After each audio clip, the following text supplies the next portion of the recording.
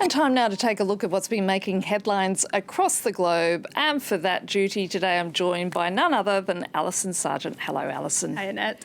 And we're going to have a look at what papers in Europe have been saying in regards to a pretty strong reaction to the decision taken by a number of countries to suspend the AstraZeneca vaccine rollout. That's right, Annette. A lot of criticism for this decision in the European press. Who's afraid of AstraZeneca? That's the front page headline from the Italian paper Libération. They remind us that no link has been established between blood clots and AstraZeneca, even though some people who received the vaccine may have gotten them. Mario Draghi suspends the vaccine but doesn't explain why. That's the front page headline from Il Fatto Quotidiano. They seem to have photoshopped there the Italian prime minister to make him holding a giant vial of AstraZeneca. The paper writes that Germany's decision to suspend the vaccine dropped like a bomb onto Italy's vaccination campaign, and they describe somewhat of a domino effect with France, Spain, and Italy all deciding to follow suit. And finally, for the Italian papers, Corriere della Sera writes that a year of pandemic has taught us that there are no absolute truths.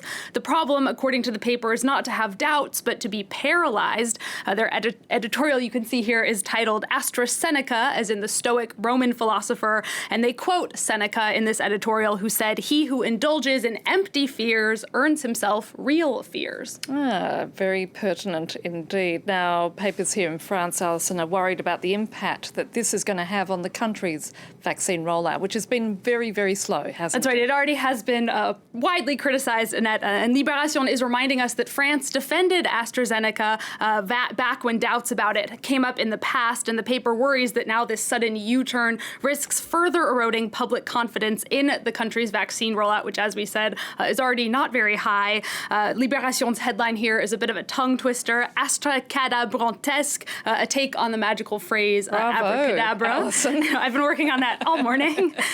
In their editorial, Libération wonders what's behind this decision. They say, is the EU just taking that abundance of caution approach too far, or is it some sort of collective psychosis? Now, in EU countries that are continuing to use the vaccine, most papers do think the decision stems from some sort of collective panic. Yeah, Belgian paper Le Soir is talking about AstraZeneCHAOS or AstraZeneCHAOS on their front page. The paper congratulates its own government for not giving in, but they express concern that Europe's unity has once again been broken.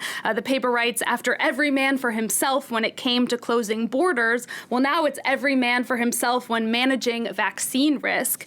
Tabloids in the UK are really not holding back their judgment. Shameful, what on earth are EU playing at? That's the front page headline from the very anti-EU Daily Express.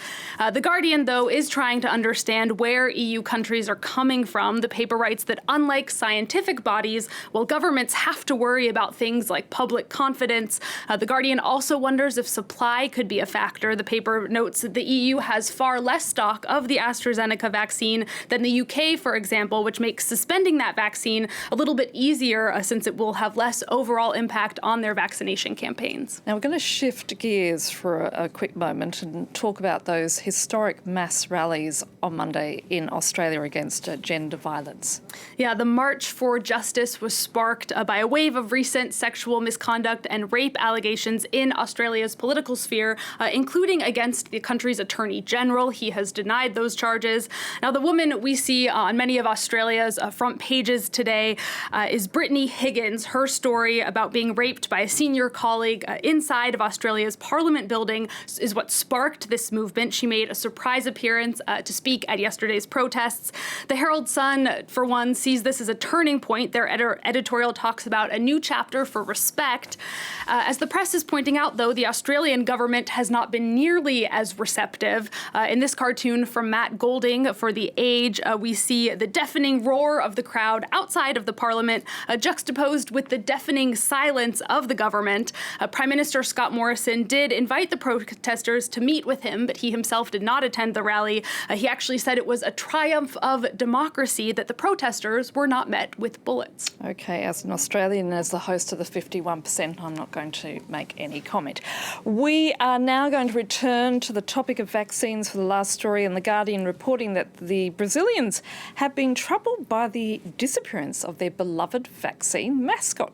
Tell us more. That's right, Annette. I learned about this mascot today. He's very cute. The character is a national treasure in Brazil. His English name is Droplet Joe. In Portuguese, he's called Zegochina.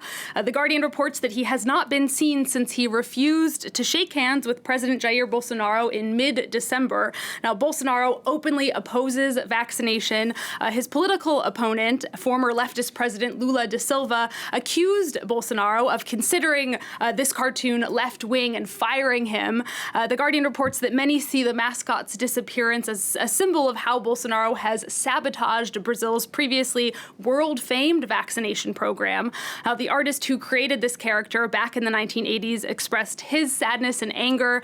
He said he is a droplet of peace. I have to say, he is very cute and very necessary in this moment, so hopefully he will make a comeback soon. Indeed. Thank you for that, Alison Sargent.